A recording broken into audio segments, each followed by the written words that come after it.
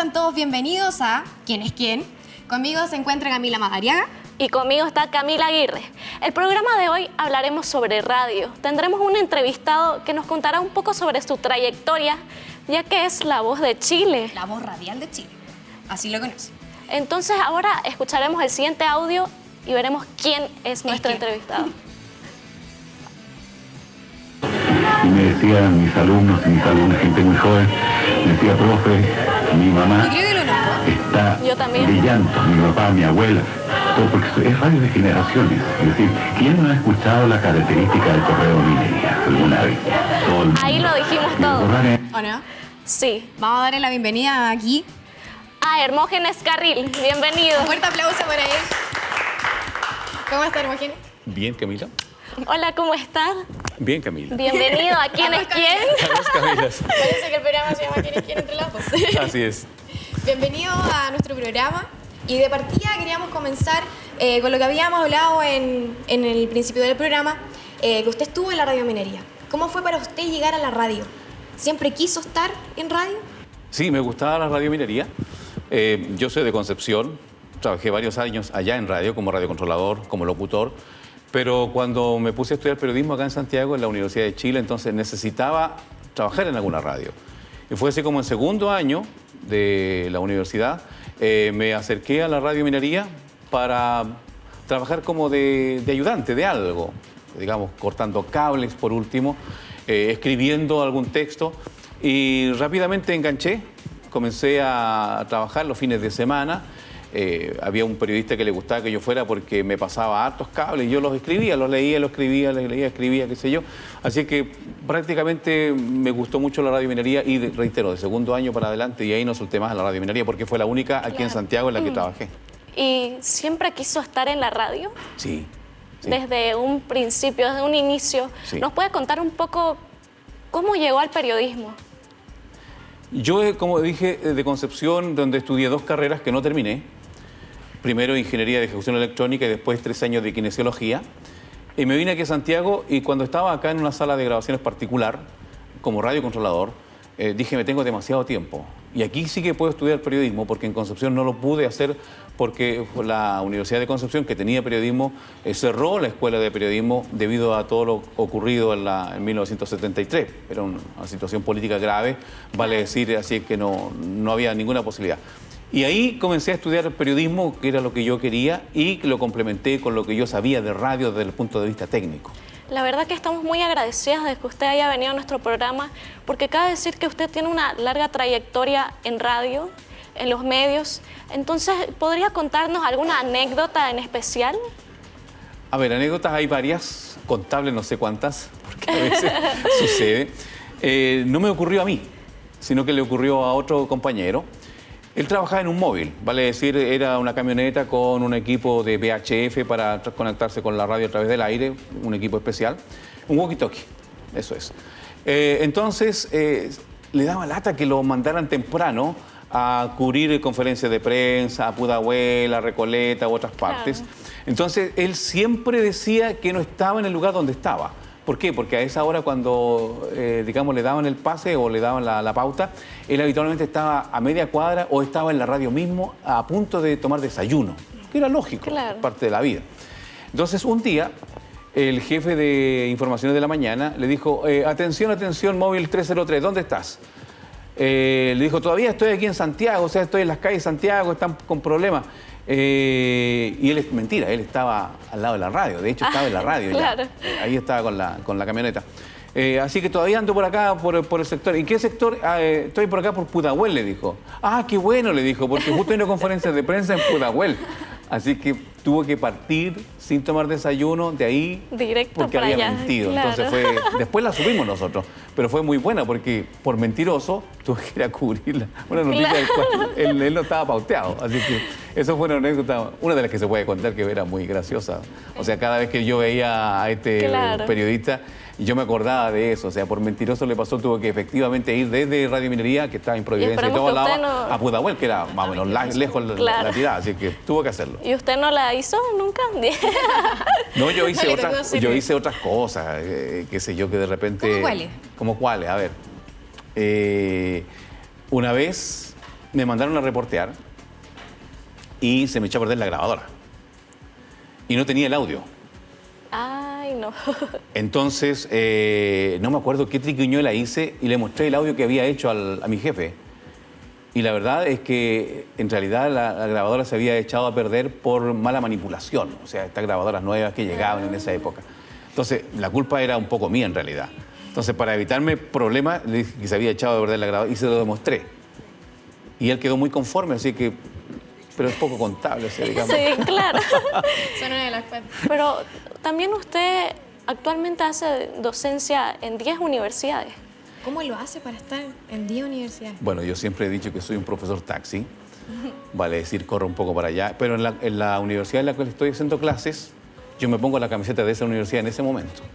O sea, concho, o sea, no. Y pocas veces, a veces algunos alumnos saben en cuántas universidades hago clases y empiezan, profesor, esta universidad es mejor que esta otra, nunca hago comparaciones porque cada universidad tiene su propia característica y eso no hay que desconocerlo. Así que un poco de tiempo nomás, a veces estoy muy topado de tiempo por la cantidad de trabajos. Los ramos que hago habitualmente son teórico-prácticos, quiero decir, y eso implica tener que dar muchos trabajos a los alumnos sobre pedir un trabajo, corregirlo, entregarlo y pedir otro para que vayan aprendiendo a cómo se hacen las cosas. Entonces, termino realmente a veces muy agobiado, pero Sí, es parte me un poco de... imagino, porque es Obvio que sí, bastante bastante trabajo. agotador igual. Pero ¿y cómo llegó usted a ser docente? ¿En qué momento? ¿Cómo fue llegar a ser docente? Yo trabajé, bueno, primero que todo, el primer curso digamos, de trabajo con alumnos fue a mis propios compañeros. Una vez un profesor que me hacía clases a mí me dijo, Hermógenes, ¿tú trabajas en radio? Sí, él sabía que trabajaba en radiominería. Aquí en esta universidad, la Universidad de Chile, no tenemos mucho equipamiento, estos alumnos no saben absolutamente nada de lo que es un libreto radial, de lo que es un micrófono, no saben nada. Tú puedes ayudarnos a hacer un taller de un mes. Yo le dije, sí, claro. Así que preparé unos apuntes ahí que son los que después me sirvieron para ir agrandándolo hasta el día de hoy. Y empecé a hacerles clases a mis propios compañeros. Fue un taller que fue, digamos, en el año 85, que fue el año que egresé yo de la universidad. Y después de ahí en adelante ya seguí haciendo de repente clases. La siguiente universidad fue la de las Condes, que ahora es la del Desarrollo. Después fue la Universidad Bolivariana, que todavía existe. Pero ahí ese fue el empujón fuerte para comenzar a trabajar en la parte docente. O sea, llamaron a mi podemos jefe, decir- Enaní Banda Zúñiga, lo llamaron a él para que hiciera clases, la Bolivariana, la directora o rectora directora de la escuela. Y Enaní le dijo que no podía, que tenía muy poco tiempo y que ya también él estaba haciendo clases en otra universidad, entonces no tenía tiempo. Entonces le dijo, dame un nombre de alguien para poder llamarlo y que pueda venir a hacernos clases. Entonces Naní le dijo, mira, el único que yo coloco las manos al fuego por ese personaje es mi jefe de informaciones. ¿Quién? Hermógenes Carril. Está aquí Entonces, al lado, si ahí, quieres conversar claro. con él. Yo dije, pero, ¿cómo? Sin preguntarme, ya. Comencé a conversar con las personas y comencé a hacer clases en esa universidad.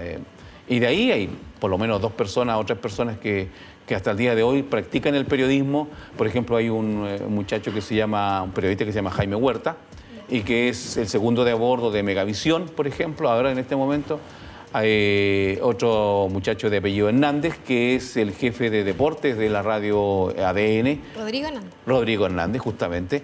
Así que a ellos yo le hice clase en esa primera vez, porque después ya estuve 2 años ahí y por diversas razones no seguí y me llamaron de otra universidad y así sucesivamente. O sea, gracias a Dios, siempre me han llamado de universidad. Claro. Yo nunca he ido con un currículum. Fíjese que yo soy Hermógenes Carril, esto hago yo. ¿Podrían...? No, o sea, ustedes lo siempre, buscan. Claro, Si me lo buscan pelean. y me llaman. No sé si habrá pelea, pero por lo menos en ese aspecto le doy gracias a Dios por esa situación. Usted también fue editor periodístico de Megavisión. Así es. Y en el canal 11 también. En Canal 11 yo hice mi práctica. Ah, ya. Ahí, digamos, comencé a hacer y resultó una situación bastante curiosa. Yo llegué... A ver, ¿por qué llegué al Canal 11? Rápidamente. Porque yo hice mi práctica profesional en radiominería.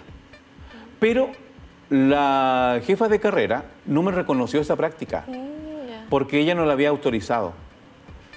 Y los 3 meses que pasé en la radio se fueron al tacho de la basura. Podríamos decir que también fue un poco de experiencia. Sí, claro, por También supuesto. para- Entonces, yo fui con mi jefe, con el Naní, le dije, Naní, mira, me pasa esto. Me dijo, pero ¿quieres hacerlo de nuevo acá? No, le dije, ya conozco la radio, quiero hacer otra cosa. ¿Qué te interesa, diario o televisión? Televisión, le dije yo. Ya, perfecto. Tomó una tarjeta de visita de él, me decían Aníbal de Zúñiga, director de Radio Minería, qué sé yo, y con un saludo me dijo, llévatela mañana, yo ya estoy llamando por teléfono ahora, y preséntala al jefe de prensa del Canal 11. Lo presenté Claro. y comencé de inmediato a hacer la práctica, o sea, no había necesidad de hacer exámenes, de cosas raras. Y partí, yo estoy hablando de más o menos el 23 de diciembre de un año X, y yo el 1 de enero ya partí haciendo esa práctica. Y cuando llego a esa práctica, ocurre una situación graciosa. Teóricamente yo iba a trabajar en prensa. Claro. Pero el jefe mío tenía un programa que se llamaba Equilibrio, que fue el primer programa, digamos, de la parte ecológica, y no es chiste. Era un programa que iba de 20 minutos los días sábado y la noche. Y él lo hacía. Era su segunda versión. Entonces me dijo, a ver, cabrito, me dijo, me pasó un texto de unas 40 páginas, me dijo, léetelo y hazme un libreto televisivo para esto. Ya lo leí, lo hice y se lo entregué. Ya me dijo, listo, perfecto. Y le gustó tanto que lo leyó completo. Yo no tenía idea que era para el programa Equilibrio. Absolutamente, no tenía idea. Y le gustó mucho. Así es que, perfecto. Con tan mala suerte que a ese periodista, por diversas razones, lo despidieron del cargo. Y el programa Equilibrio quedó botado. Entonces usted lo retomó. Entonces el productor de ese programa, yo era un estudiante en práctica. El productor dijo, ya, vamos a hablar, dijo, con la nueva jefa ejecutiva, dijo, y tú vas a quedar. Y yo dije, no, a mí me gusta prensa, no me gusta esa cuestión. No, pero si vas a hacer las dos cosas. Sí, pero es que mucha pega, mucho trabajo. No, vamos nomás. Así que él, que conocía a la nueva directora ejecutiva del canal, me tomó casi de la mano, me llevó, nos encontramos en una situación, claro, y me dijo, este es el nuevo, digamos, periodista de Equilibrio. Ah, qué bueno, qué sé yo. Todo achunchadito. Claro, Mira, y era un programa que hacíamos con la facultad de no sé qué cuestión de la Universidad de Chile, así que era muy estricto porque había un libreto que seguir. Y pasaron varias cosas Y también curiosas. cabe decir que los medios de comunicación eran muy distintos a como son Sí, actualmente. claro, porque en el caso de la Universidad de Chile estaba entroncado con la Universidad de Chile la Casa de Estudios. Claro. Entonces ellos tenían una pauta ya. El programa 1 va a ser de tal cosa, programa 2 de tal cosa, programa 3 de tal cosa. Y había que seguirlo y hacerlo. De repente íbamos a hacer sobre los lobos marinos. Mucho archivo, vale decir, mucho archivo, ¿cierto? Y fuimos a Valparaíso esa vez con este productor. Con tan mala suerte que no había ningún lobo marino en ninguna parte. Estaban todos escondidos porque había un poco de tormenta, entonces estaban todos en una roca, pero bien adentro. ¿Y usted nunca se enamoró de la televisión o usted mil veces Siempre lo piensa la radio? Es que la radio tiene un encanto y puede ser una frase muy manida, muy cliché. Es una cosa especial, es distinto, es un amor totalmente diferente. Por ejemplo, yo con la pinta que tengo ahora, no sé, yo no podría estar frente a unas cámaras. ¿Por qué? Porque acá en Chile por lo menos se privilegia no la barba, no el pelo largo, no a la vejez, toda la juventud. Entonces no se privilegia eso. Y cuando uno se da cuenta de que en otros países como Europa, Estados Unidos, hay tipos, qué sé yo, que uno dice, pero ¿cómo está ese tipo que no es telegénico y está en la televisión? Está en la Es porque el televisión. tipo tiene talento, acá en Chile no. Entonces, en cambio la radio soporta eso y mucho más.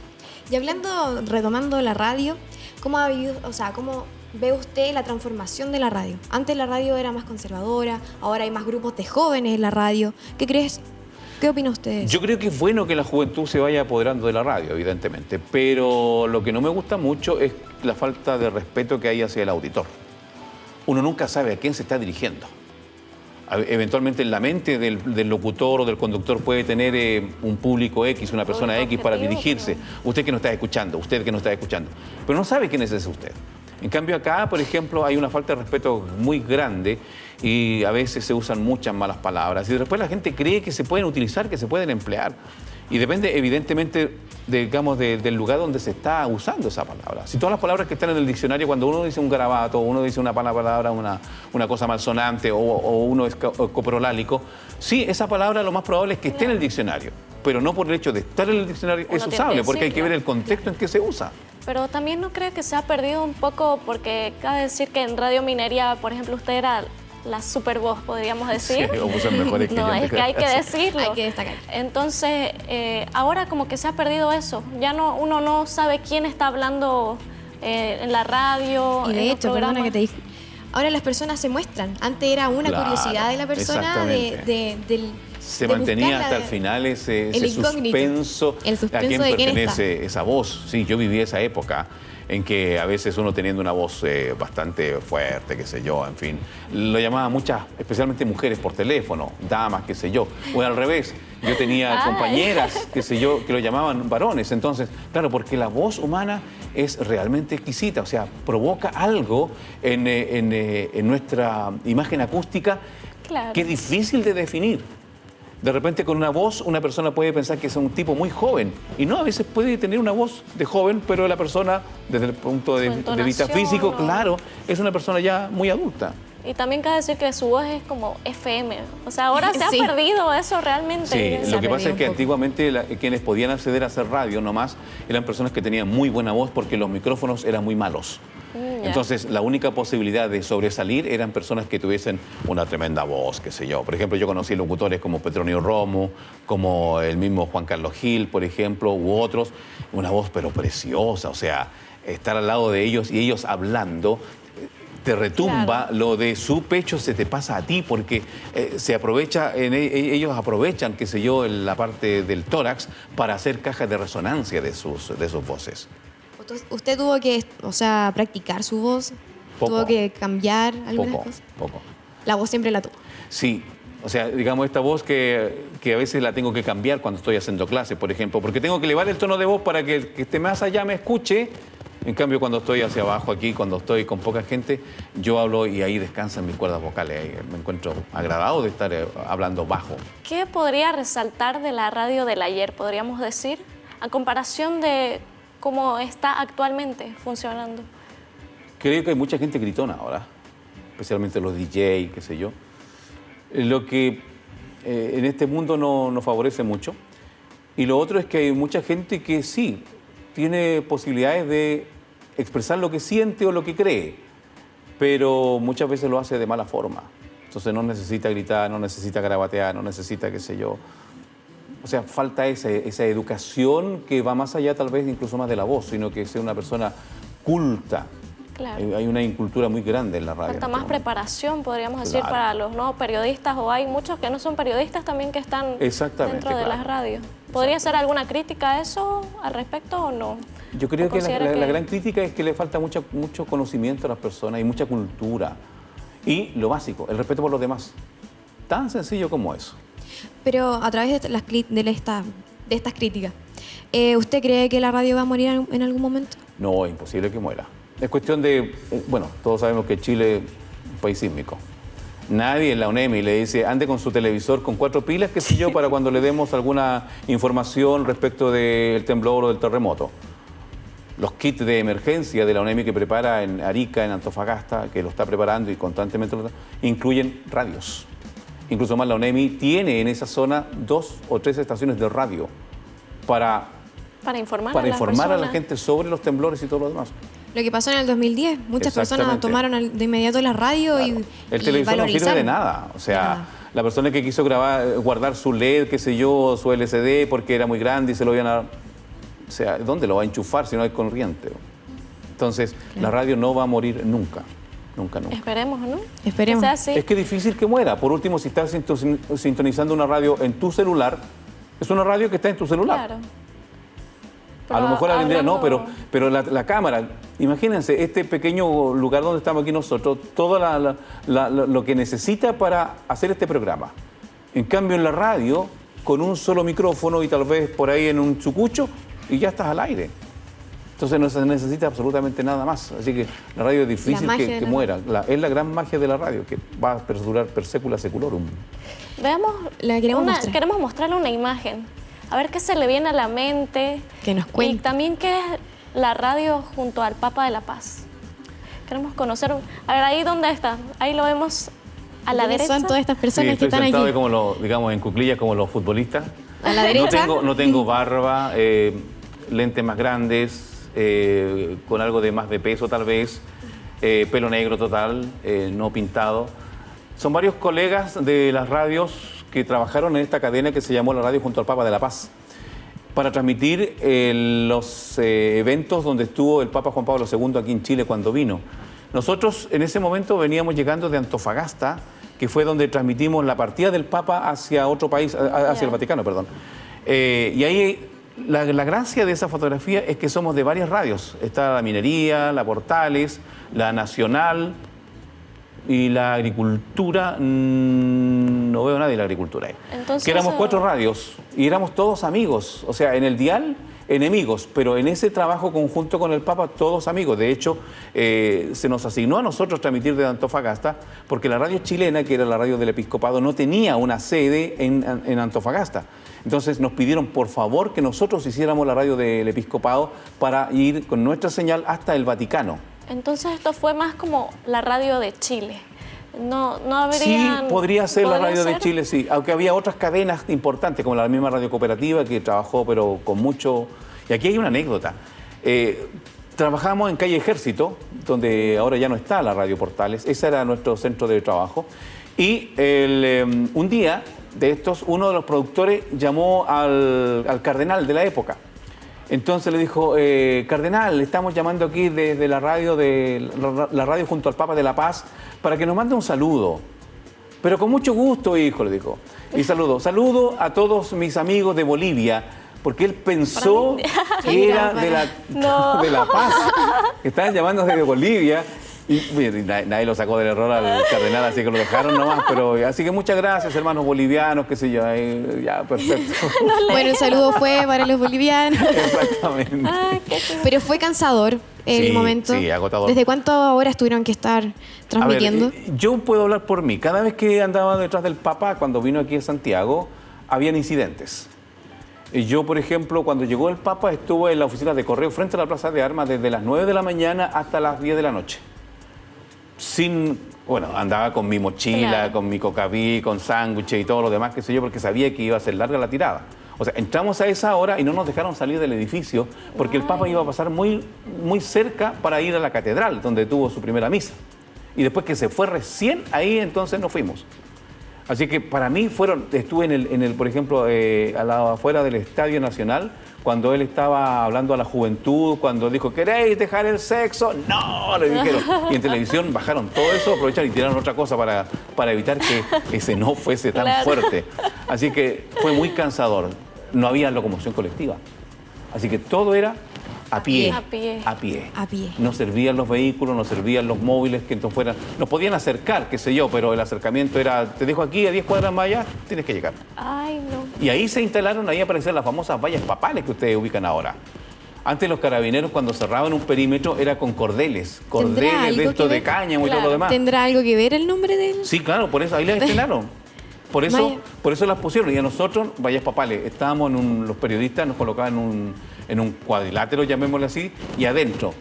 O sea, no podíamos ir a reportear, teníamos que mirar, observar, o sea, ninguna gracia. Desde ese punto de vista. Y Sin duda. la verdad que es muy, muy interesante tal vez recordar un poco sobre estos momentos. Han pasado tantos años, o tal vez no, o me equivoco. Después de 57 años en Radio Minería, o sea, transmitiendo. ¿Cómo fue para usted el término de Radio Minería? Fue muy ¿Cómo lo complicado. vivió? Fue muy complicado porque de igual uno pensaba, y de repente lo sigo pensando, en que uno cuando entra a una empresa, una institución que tiene proyección, es casi para morirse, no como ahora, que habitualmente los Claro. jóvenes entran, qué sé yo, a una pega, a un trabajo, y ya están pensando estar un par de años nomás, irse y seguir cambiar. cambiándose y así. Yo no lo pensé así, entonces cuando se muere la radio por un asunto económico del grupo en el cual estaba adscrito este medio de comunicación, fue bastante complicado. Tuve problemas, digamos, conmigo mismo, pensando en qué iba a pasar. Y, bueno, gracias a Dios yo podía hacer clases, de hecho hacía clases. Gracias a Dios tenía gente conocida, de hecho después de ahí derivé a lo que tú mencionaste en algún momento dado, a ser uno de los, qué sé yo, editores periodísticos de Megavisión. Gracias a los contactos que tenía, pero de igual manera ese asunto de la radio. Así que no lo viví yo tuve que salir antes de la ¿cómo se llama? De la radio, porque tuve que ir a trabajar a Megavisión. Pero esa noche, el 31 de marzo de 1999, cuando fue la última transmisión con el Nani Banda y toda la gente que llegó, yo estaba en el canal escuchando eso. Y evidentemente que Claro. había una lágrima en mi garganta, por supuesto. Me imagino. Me imagino que sí. Y también toda la radio, su trayectoria en el periodismo, ¿no ¿tuvo alguna consecuencia en el aspecto familiar? No, gracias a Dios. Mi señora sabía que yo trabajaba los sábados y domingos, básicamente, y sabía mis turnos en la mañana, especialmente salía muy temprano.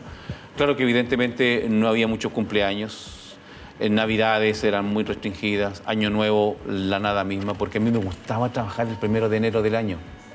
Era una... Se lo dejaba al otro compañero que trabajase en el 24, pero yo tenía que trabajar el 1. O sea, porque habitualmente por turno uno se va adscribiendo a un turno. El que trabaja el 24 de diciembre, por ejemplo, no trabaja el 1 y así viceversa.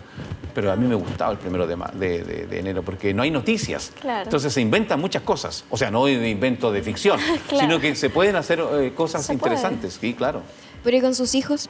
¿Nunca le tomaron así como... Bueno, mi hijo, Rencor. él sí, evidentemente que... le cobraron sentimiento?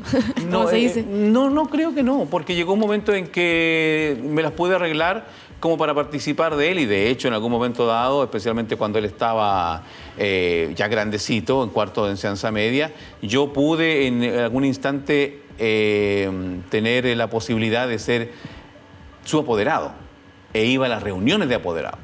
Así que eso fue muy interesante, fue un año completo de sacrificio, qué sé yo, porque de repente tenía que buscar la posibilidad de estar en esas reuniones. Así que eso creo que compensó un poco Claro. Estos otros Fue muy momentos. ordenado.